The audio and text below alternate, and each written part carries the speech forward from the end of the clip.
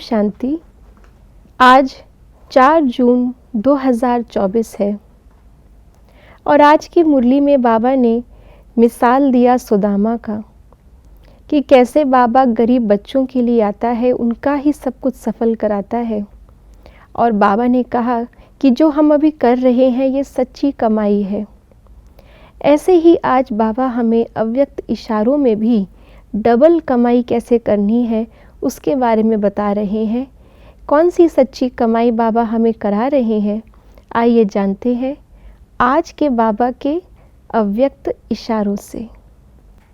याद की विधि और धन की वृद्धि दोनों साथ साथ हो तब कहेंगे कर्म योगी। धन की वृद्धि के पीछे विधि को छोड़ नहीं देना।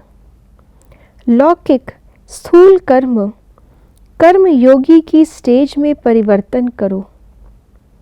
सिर्फ कर्म करने वाले नहीं, लेकिन कर्म योगी।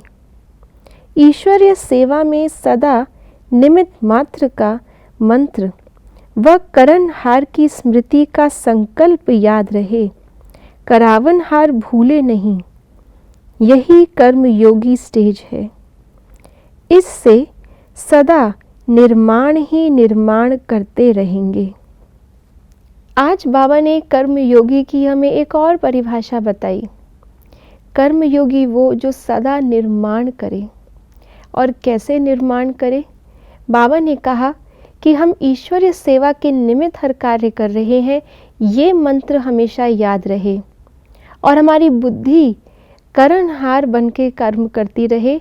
करावनहार जो बुद्धिवानों की भी बुद्धि है, जिसकी श्रीमत मेरी बुद्धि को मिली हुई है, उसे हम कभी ना भूलें। तो यही विधि है डबल कमाई करने की।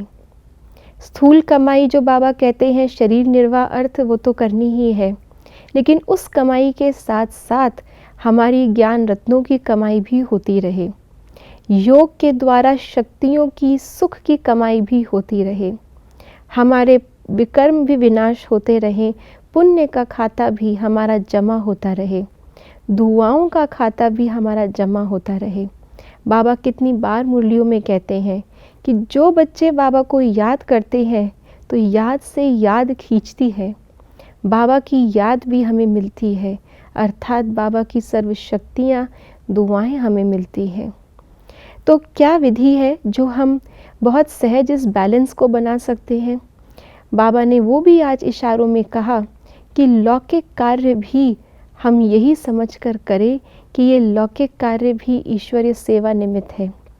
जैसे बाबा डबल फॉरनर बच्चों को बोलते हैं कि किसी कारण से बाबा ने आपको वहाँ भेजा है, भारतवासी, लेकिन सेवा अर्थ उस देश में गए ताकि उस देश की आत्माओं को भी, बाबा के बच्चों को भी फिर से जगा सके।